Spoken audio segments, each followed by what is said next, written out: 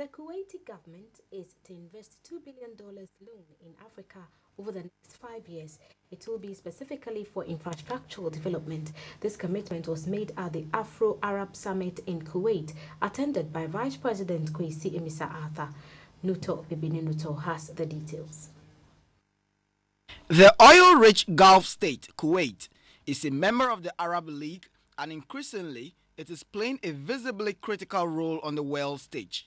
It hosted 71 leaders from across Africa and the Arab worlds who met for the third Africa-Arab Summit. It sought to give meaning to this all-important summit, originally scheduled to come off every 3 years. The group has a checkered history. Its first summit in 1977, which took place in Cairo, did not only establish the group's arms and mechanisms, but also set out its mission to cover political, diplomatic, economic and social lives of its peoples. It was resuscitated from dormancy following the 2010 summit in the Libyan city of Sirte, calling for a new international economic order with a sharp focus on private sector participation and increased Arab investment in Africa. For the leadership, the just-ended third Afro-Arab Summit in Kuwait was an opportunity to activate the deep-rooted economic relations between Africa and the Arab worlds for mutual benefit. The summit reiterated the need for action-oriented programs in food security, sustainable environment, investment, health and education, cognizant of the fact that the challenges facing the two worlds today have grown bigger than in the past.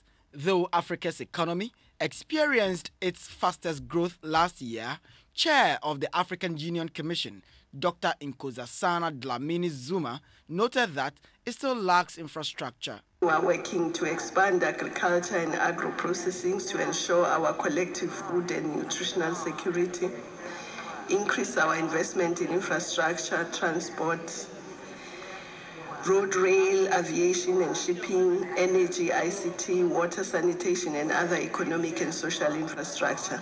The Amir of the State of Kuwait, Sheikh Sabah Al Ahmed Al Jaber Al Sabah, pledged a total of $2 billion in soft loans to be invested in infrastructural development in Africa.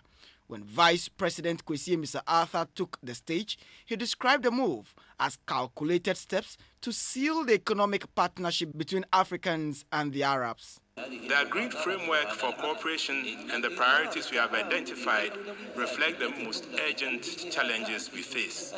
Food security, trade facilitation, protecting the environment and deepening our cultural links are all essential elements for a meaningful strategic partnership. Ghana is ready to work with all members of this partnership to realize these shared objectives. Our first president, Kwame Nkrumah, a staunch advocate of African-Arab cooperation, once observed that, and I quote, "While the Sahara once divided us, today it unites us." End of quote. This saying is true today even more than it was in the 1960s. And this is what guides us in this endeavor. Kuwait's earlier commitment was seen when she donated $1.8 million for the expansion of the medical center at the African Union headquarters in Ethiopia. Despite its numerous natural resources, Africa continues to slag behind other continents in their forward march to development.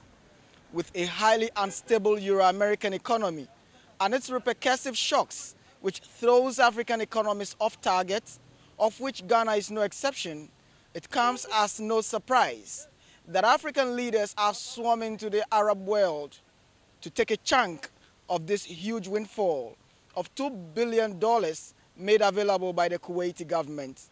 Perhaps Ghana should be looking in that direction in its renewed efforts at further developing the infrastructural base of the economy, especially as it moves gear from a lower to a middle income status. Nto Bibini Nto, GTV News, Kuwait.